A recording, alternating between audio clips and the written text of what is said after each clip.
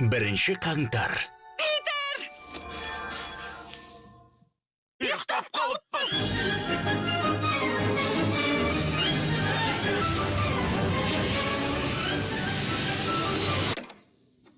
Кевинмен бірге жаңа жылды қарсылайық. Бәрі қайда кеткен? Бірдеңе ұмытып кеткен сияқтымыз.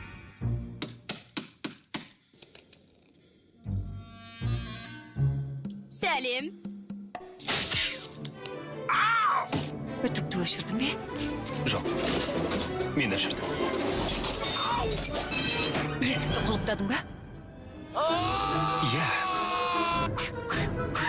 Басқа не ұмытуымыз мүмкін?